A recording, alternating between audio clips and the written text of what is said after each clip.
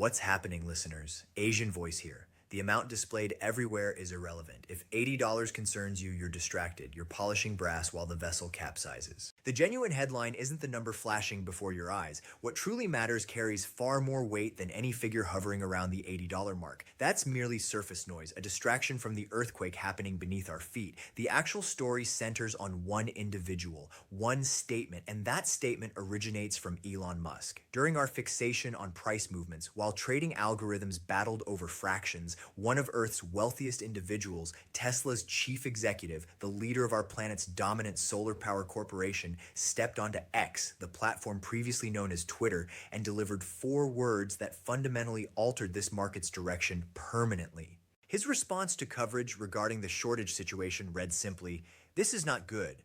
Silver is needed in many industrial processes." To someone unfamiliar with context, these appear casual, like mere commentary. But understanding the source transforms everything. We're not hearing from some portfolio manager concerned about quarterly returns. We're not listening to financial television personalities chasing viewer engagement. This voice belongs to someone whose entire industrial empire, spanning electric vehicles at Tesla, solar installations at Solar City, and electronics aboard SpaceX rockets, operates entirely dependent on this metal. Consider the fundamental physics. Silver stands as the periodic table's champion conductor. No substitution exists. This isn't negotiable for advanced technology sectors.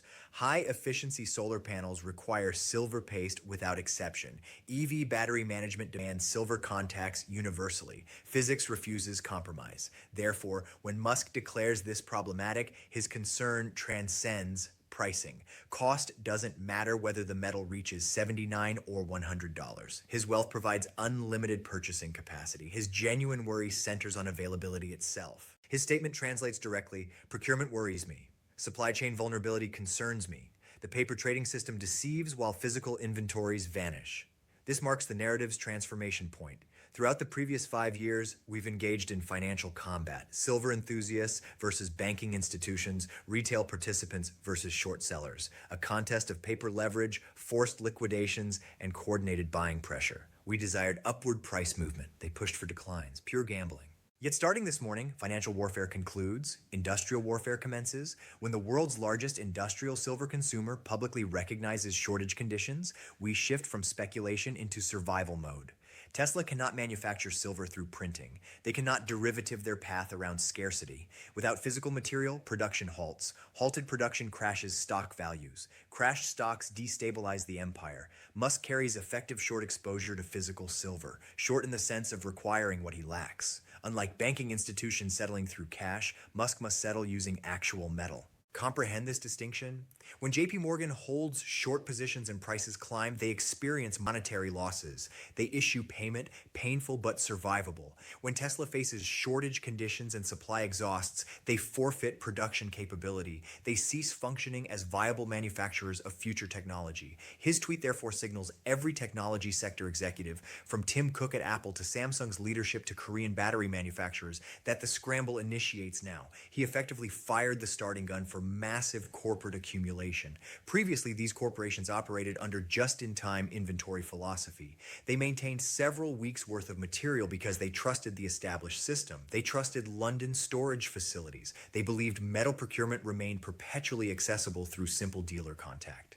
Musk's communication destroys that confidence. He examines identical data streams we monitor, the inventory cliff edge, the deficit situation, the China developments. His realization, just-in-time transforms into not-in-time.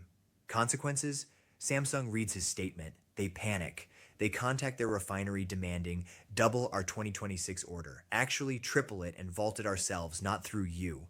Apple observes the same message. They panic. They secure strategic reserves. This initiates inventory hoarding cycles, precisely what occurred with toilet paper during 2020, except involving strategic material powering global economic function. Everyone attempts simultaneous purchasing, not for speculation, but ensuring operational continuity. When industrial giants begin hoarding, pricing creates vacuum effects. They don't bid incrementally, they sweep entire order books. Everything at 79, everything at 85, everything at 90.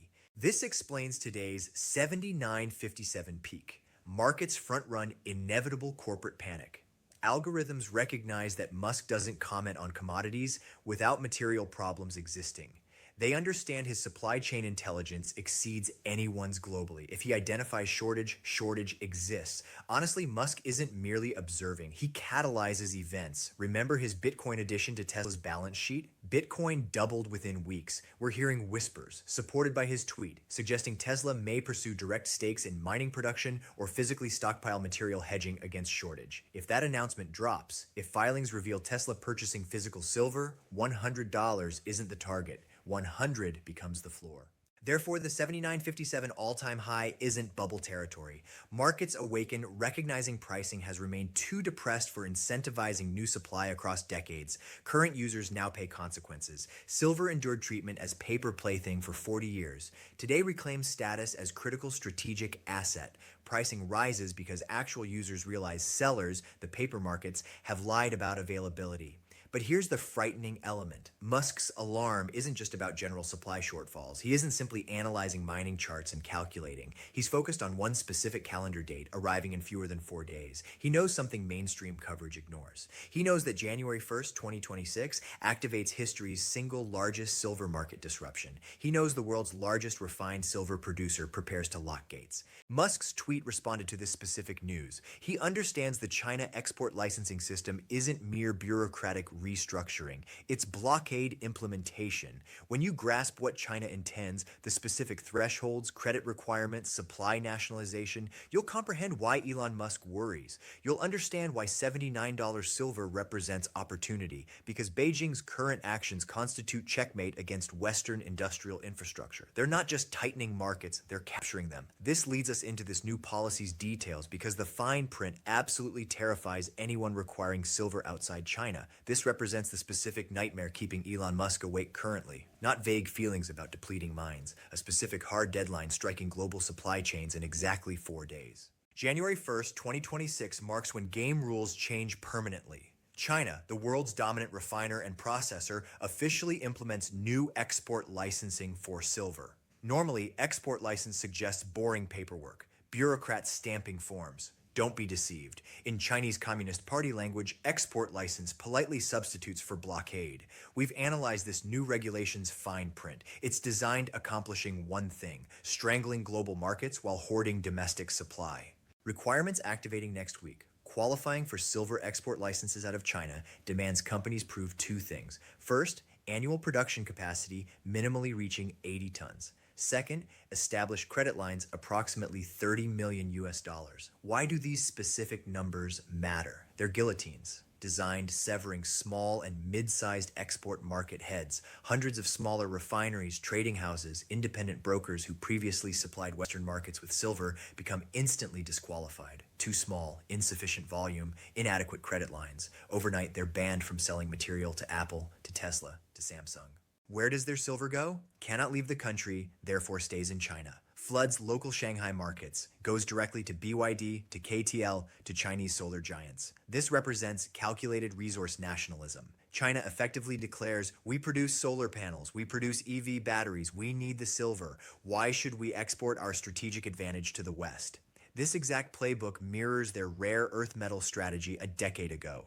They tightened export quotas, crushed foreign competition, forced every major technology company relocating manufacturing to China for raw material access. Now repeating with silver. Timing isn't accidental. They're executing this right as global deficits hit critical mass, closing doors just as the building ignites. Elon Musk sees this. He knows China controls massive percentage of refined silver supply chain. Even when ore originates from Mexico or Peru, much flows through Chinese smelters and refiners. When that flow stops, global supply chain snaps. China controls roughly 60 to 70% of global refined silver processing capacity. When they restrict exports, global pricing becomes mythical. Two prices emerge: price inside China where metal exists, and price outside China where panic reigns. This explains why arbitrage we discuss is dead.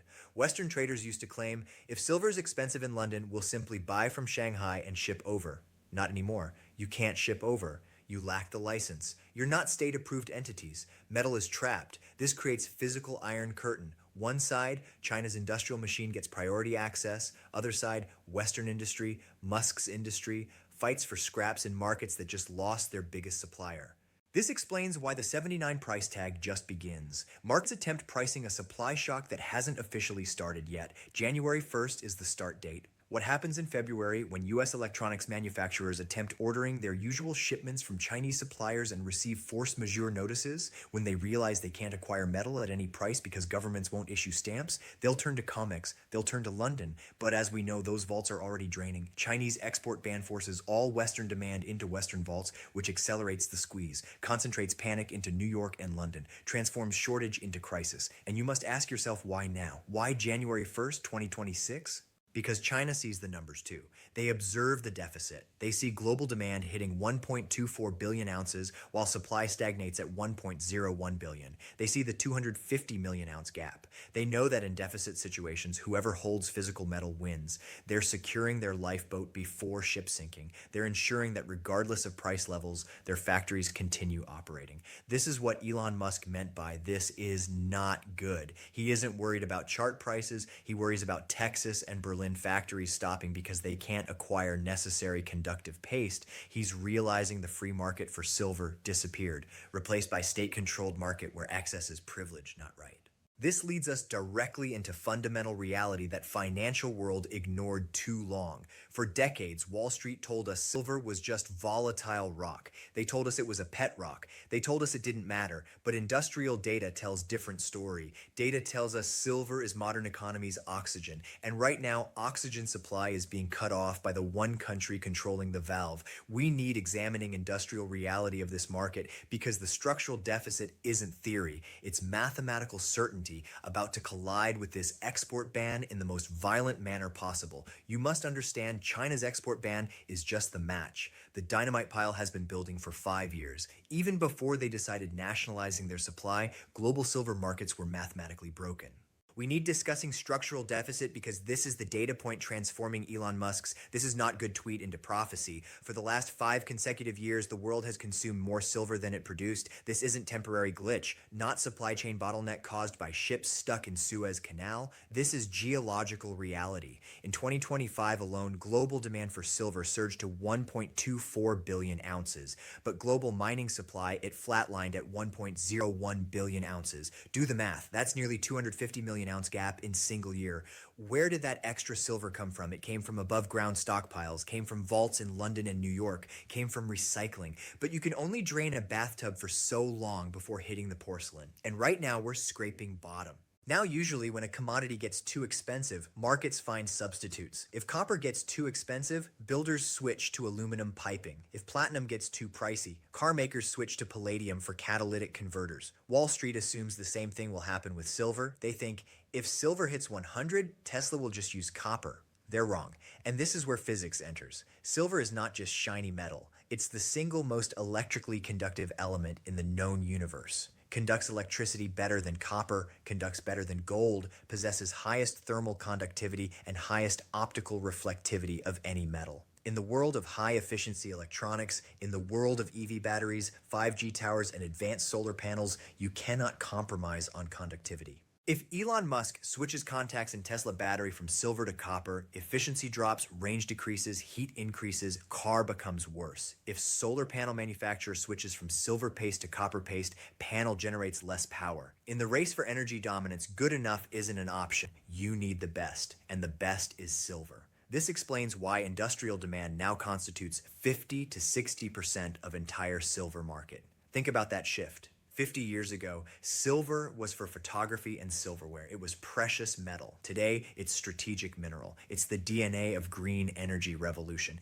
You cannot have Green New Deal. You cannot have net zero. You cannot have AI revolution without consuming billions of ounces of silver. This brings us back to Musk. He isn't just buying silver for jewelry. He's buying because his entire business model depends on it. Tesla and SolarCity are massive silver consumers. Every time they sell Model Y, they're selling silver.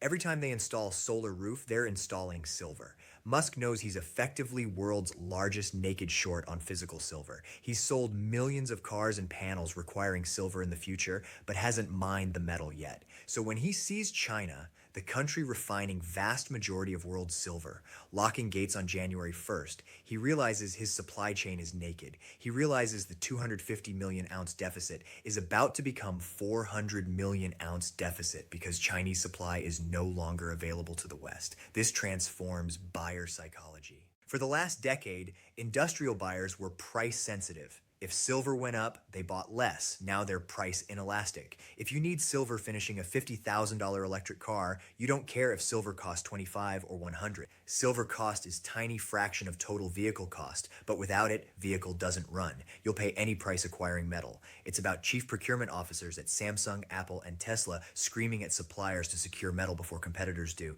It's game of musical chairs, and China just removed half the chairs. Here's the most dangerous part for financial system.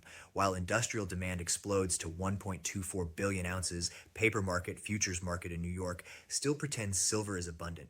They're trading hundreds of times more paper than actually exist in vaults. They've built casino on top of mine that's running empty. We have specific number for this insanity. It's called paper to physical ratio. Right now, that ratio sits at 356 to 1.